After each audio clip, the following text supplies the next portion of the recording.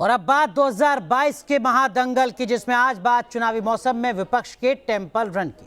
सावन का महीना शुरू होने वाला है और इसके साथ ही वाराणसी में सियासी हलचल भी तेज होने वाली है। पीएम मोदी के काशी दौरे के बाद अब विपक्ष हिंदू वोटर्स को अपने पाले में करने के लिए बाबा विश्वनाथ के दरवाजे खटखटाएगा। प्रियंका गांधी, अखिलेश यादव को लेकर उनकी पार्टियों ने प्लान काशी पर काम शुरू कर दिया है।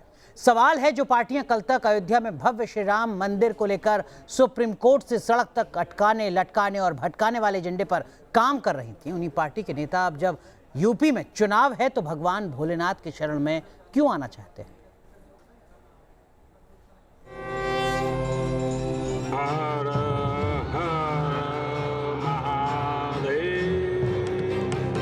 तारीख तय नहीं है, लेकिन ये सच है कि अब की बार सावन में बाबा की नगरी में सियासी नेताओं का जमावड़ा लगने वाला है। पीएम मोदी के काशी दौरे के बाद अब बारी है विपक्षी दलों के नेताओं की। कांग्रेस महासचिव प्रियंका गांधी बाबा विश्वनाथ का आशीर्वाद लेकर पूर्वांचल में चुनावी अभियान का आगाज करने वाली है। बाबा का आशीर्वाद लेंगी और उनके नेतृत्व में पूरे उत्तर प्रदेश में कांग्रेस बहुत ही धरातल पे और ईमानदारी से और निष्ठा से कार्य करते हुए बहुत मजबूती से कार्य हो रहा है और हम सरकार की तरफ जा रहे हैं। वहीं बाबा विश्वनाथ की नगरी में समाजवादी पार्टी के कार्यकर्ता अपने नेता अखिलेश यादव की अगवानी में भी तैयारी में जुटे हैं। दावा है कि अखिलेश यादव यदुवंशियों के जत्थे में शामिल होकर बाबा का जलाभिषेक करेंगे। आप देख पाएंगे कि पिछले दिनों भी राष्ट्रीय अध्यक्ष जी जब चित्रकूट दौरे पे थे तो वहाँ भी दर्शन पूजन उन्होंने किया। मथुरा जाते रहते हैं, दर्शन पूजन करते रहते हैं, तो उन्होंने किसी तरह के इसको राजनीतिकरण कभी नहीं दिया।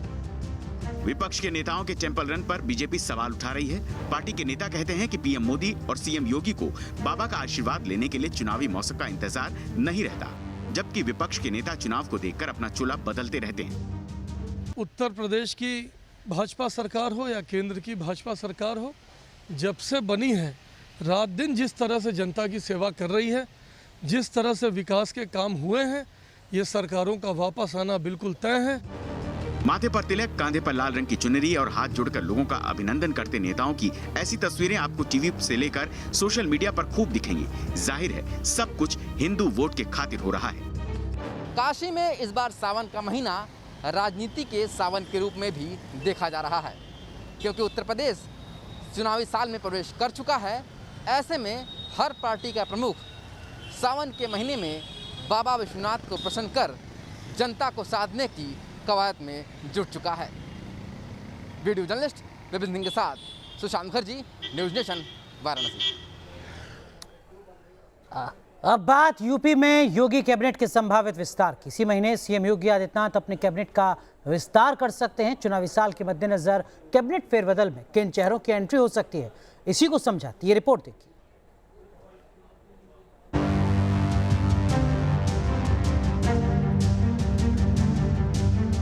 चुनावी साल में सीएम योगी के मंत्रिमंडल विस्तार का ब्लूप्रिंट तैयार हो चुका है। योगी कैबिनेट में जहां कुछ युवा चेहरों को एंट्री मिल सकती है, तो वहीं यूपी विधानसभा चुनाव को ध्यान में रखते हुए क्षेत्रीय और जाति समीकरण को भी साधने की कोशिश होगी। सूत्रों के मुताबिक सीएम योगी अपने मंत्रिमंडल में 6 नए चेहरों को शामिल कर सकते हैं। ब्राह्मण वोट को साधने के लिए हाल ही में कांग्रेस से आए पूर्व केंद्रीय मंत्री जितिन प्रसाद को जगह मिल सकती है, तो वहीं सहयोगी निषाद पार्टी से संजय निषाद को शामिल करने की चर्चा है।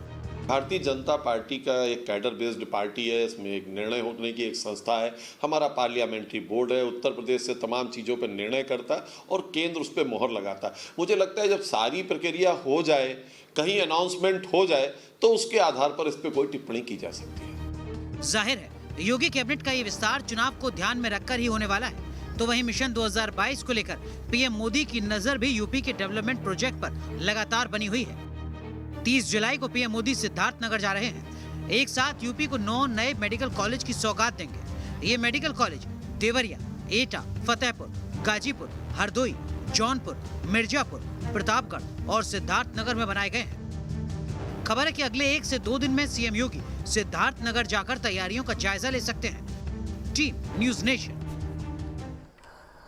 रुक रहे हैं एक छोटे से ब्रेक के लिए, आप बने रहिए न्यूज़ नेशन के साथ।